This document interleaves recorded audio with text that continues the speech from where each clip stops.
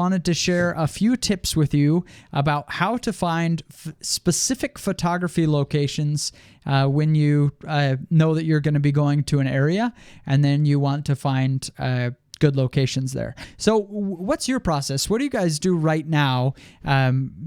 When I'm going to California and I wonder what's there, but I know I'm going to Death Valley. I want to shoot there. Now I need to find where specifically should I go to take pictures. What's your process for that? Oh gosh. I mean, for me, a lot of it is, I live in Los Angeles, so I'm a short drive away from a lot of just gorgeous spots. So I try to get to most spots for golden hour. I try to get there about an hour and a half before golden hour, and then just drive around and see where things are. However, if I'm doing a paid shoot or something and it's coming up soon and I don't have a chance to actually go to the location, I use Google Earth. You can put the exact day of the year you're going to be in a location and the time of day, and it will show you where the sun is going to be, where the shadows are going to be, and if you're standing in a particular location, what that location is going to look like. So if I have a general idea of a location, I'll kind of fly around in Google Earth and I'll see what's kind of interesting, and I'll kind of previs the situation with Google Earth. Cool. Well, for me, yeah, go ahead. Sorry, for me, I would I usually start with a Google Images search. Like if you say Death Valley, going there. I might do a Google Images search, kind of get a lay of the land for what other people have done, and then start looking at some of the actual names of these places. Like maybe there's a certain feature, there's a certain landmark, whatever. And so if there's something that has interest with that, then I'll take a more detailed look, either go to Google Maps or Google Earth and see exactly where that is and start going that way. So I tend to look more at what have other people been able to get there, and then I'll try and see, is there a certain way that I can hopefully do that differently, do that with my own viewpoint, that kind of a thing. But at least I have a destination. I'm probably going to get a pretty good shot, but certainly keep your eyes open for what's along the way. Mm-hmm. Yeah, so I've for our app, it's going to be called Really Good Photo Spots, or GPS.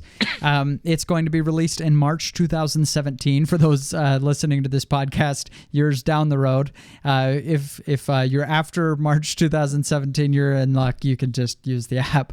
But we've researched literally thousands. We have 9 people now researching locations every day, putting in hours and hours. We had thousands and thousands of emails pour into my box over the last 2 weeks from fans of improved photography. I sent out an email saying, hey, just like, where are your favorite spots to shoot in your local town? And so we had thousands of emails. And so I went through each one, and we have a team of 9 people just researching the world's photo locations. So I've had to develop a quick process, and that's what I want to share with you for quickly scouting out a location. So this is what I do.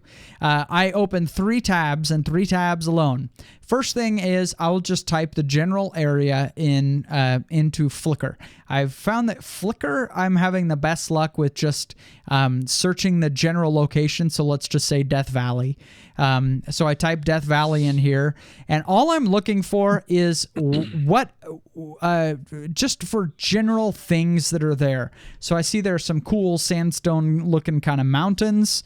I see there are sand dunes, and I see salt flats. I'm just looking for kind of general areas of, okay, these are cool things that people are getting good images from. I don't really care where they were taken. I just want to know what they are. Okay, now I'm going to be getting into Death Valley, and I don't know where any of these places are. And so the best way that I've found to do this is go to Google Maps, grab the little, down in the bottom right corner, there's this little Street View man. It's a little yellow guy. Have you seen him on Google Maps? Little yellow icon of a guy. Anyway, you click and drag him onto the map, and that's where you can drop him onto a street, onto a blue street, and then you get the street view.